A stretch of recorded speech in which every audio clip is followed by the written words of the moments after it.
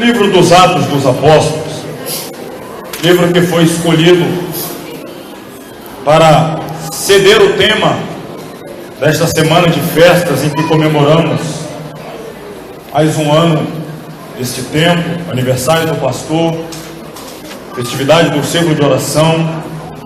O livro dos Atos dos Apóstolos é o livro do avanço vitorioso da igreja do Senhor Jesus Cristo. É o livro que vai narrar vários episódios que vão nos mostrar como a igreja, que naquela época, a igreja primitiva, estava tão saturada da glória e do poder de Deus, como aquela igreja conseguiu avançar para tão longe em tão pouco tempo, realizando milagres tão extraordinários. A começar no capítulo 2, nós temos o episódio de Pentecostes, onde a igreja formada de aproximadamente 120 crentes, todos estes foram agraciados com o batismo no Espírito Santo, e depois o líder, Pedro, cheio da plenitude do Espírito, prega o primeiro sermão da dispensação do Espírito, da dispensação da graça, e uma multidão vai se render a Jesus como Salvador. No capítulo 3 nós temos milagres, em especial o coxo que é levantado da porta formosa. No capítulo 4 e 5 nós vemos os apóstolos debaixo de um poder e de uma autoridade tremenda, testemunhando de Jesus diante do sinédrio com muita ousadia. Nós vemos no capítulo 6 a igreja avançando, levantando diáconos para dar suporte ao avanço e crescimento da igreja. No capítulo 7, capítulo 8, nós temos o diácono Estevão, no 8 o diácono Filipe, pregando, avançando e ganhando almas, realizando milagres extraordinários. No capítulo 9 nós temos a conversão de Saulo. No capítulo 10 nós temos a conversão de Cornélio. Nos capítulos 11 e 12, mais uma vez a perseguição, a prisão de Pedro, a sua soltura miraculosa pela intervenção divina de um anjo enviado por Deus. No capítulo 13 a igreja começa a avançar a partir de sua primeira viagem missionária, e daí até o capítulo 28, que é o último capítulo de Atos, nós vemos a igreja avançando, ganhando almas, plantando igrejas na Ásia, na Europa, e chegando até os confins da época, da terra, da época de então, que era a cidade de Roma, a capital do império. Paulo chega lá no capítulo 28, e ali ele ganha inclusive aqueles que faziam parte da guarda pretoriana, a saber, a principal guarda de César, também é evangelizada por Paulo e se converte ao Senhor Jesus.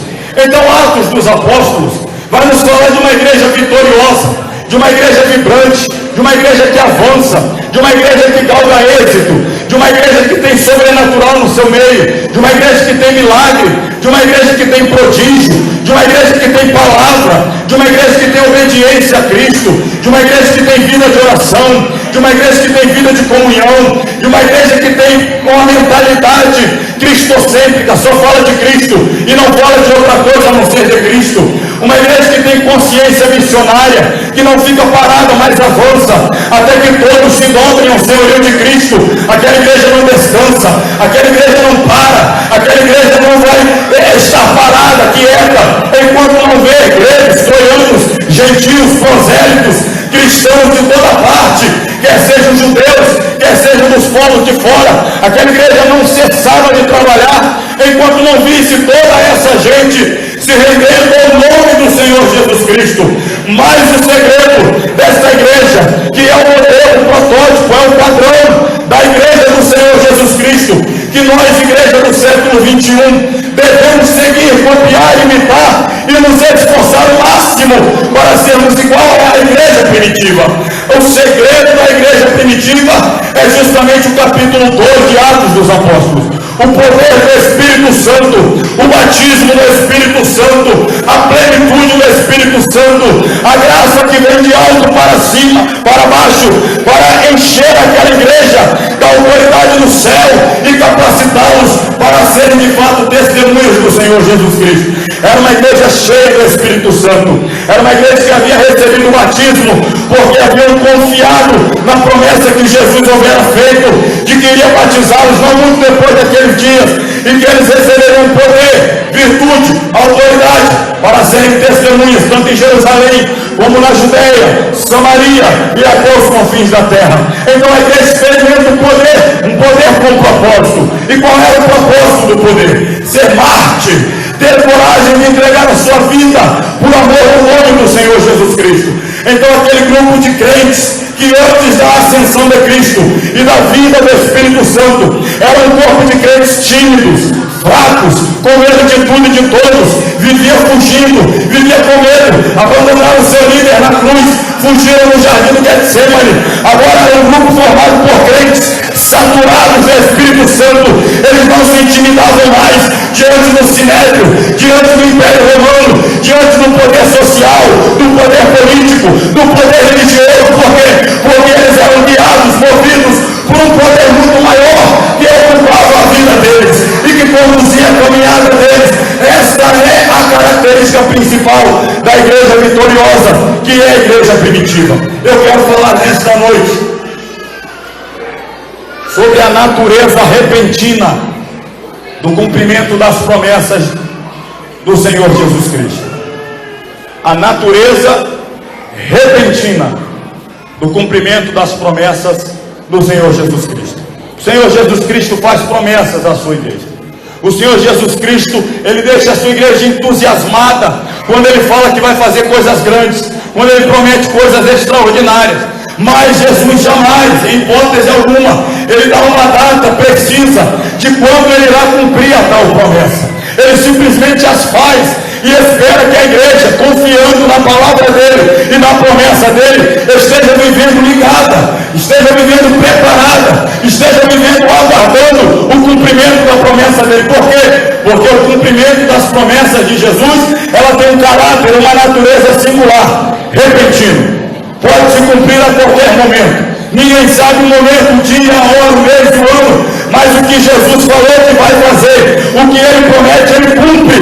Temos que estar apercebidos, temos que estar ligados, temos que estar atentos, porque tudo que Jesus fala, Ele faz. Agora só recebe quem está atento à promessa dEle, para poder tomar posse daquilo que Ele tem preparado para cada um de nós.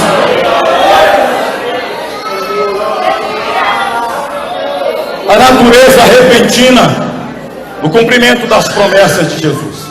No capítulo 1 de Atos, Jesus fez duas grandes promessas concernente à sua igreja. Queria começar a marcha no capítulo 2. Duas grandes promessas. A primeira grande promessa, Ele disse para a sua igreja: não saia de Jerusalém, até que do alto vocês sejam revestidos de poder, porque eu estou indo para o Pai, mas eu haverei de enviar o Consolador, e Ele estará convosco e vos conduzirá, vos ensinará tudo, vos capacitará, dará autoridade e poder para vocês continuarem a marcha, continuarem o trabalho. Glória a Deus.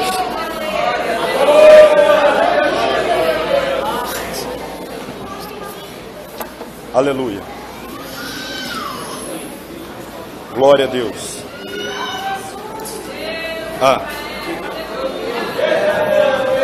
Aleluia, glória a Deus.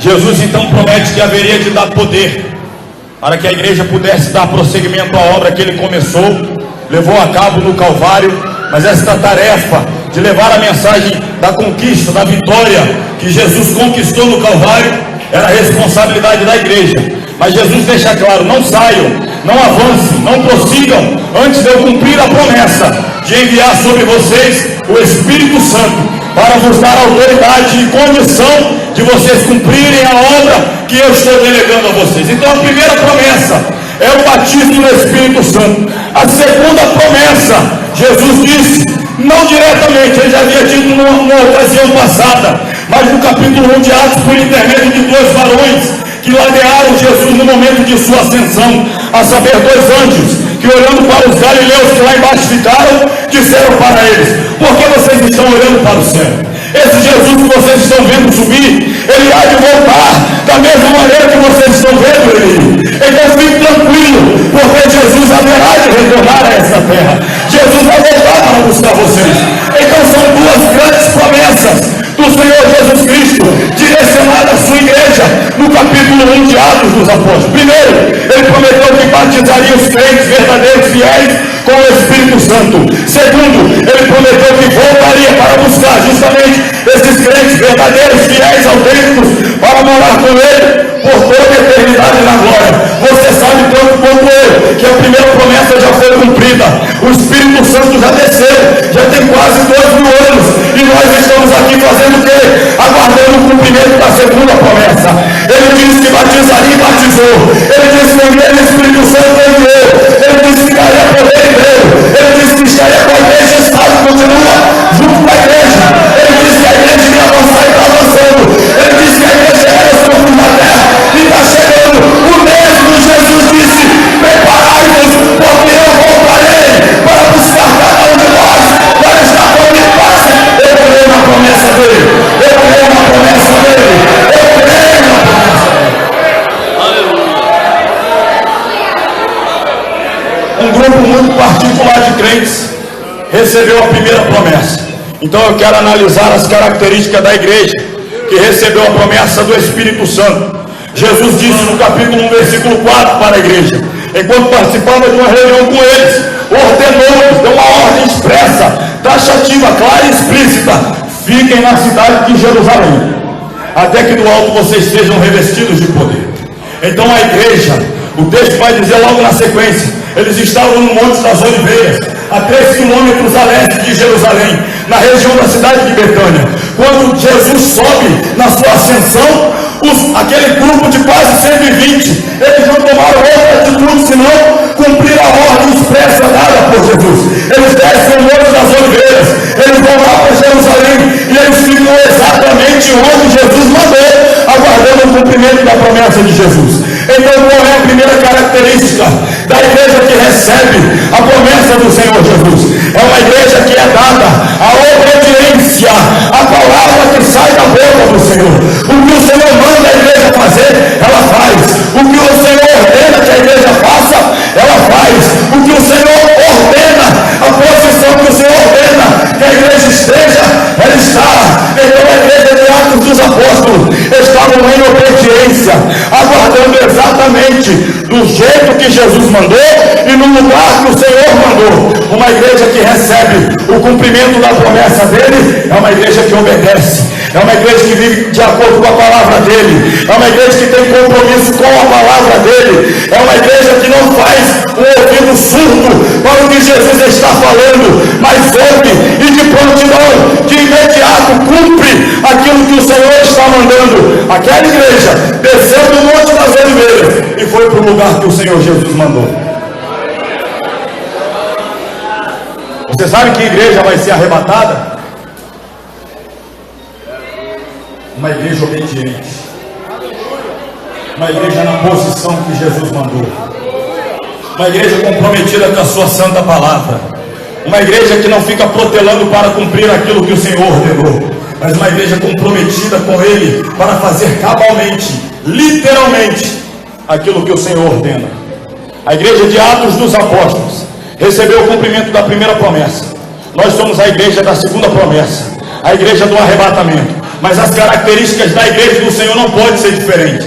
Temos que ser iguais no que tange caráter, no que tange devoção, no que tange compromisso com o Senhor. E a primeira coisa que o Senhor está procurando na igreja que Ele há de arrebatar é uma igreja que obedece a sua palavra, uma igreja que anda em conformidade com a tua palavra, uma igreja que valoriza a sua palavra, uma igreja que gosta de louvor importante, mas não vira as costas e vai embora na hora da palavra.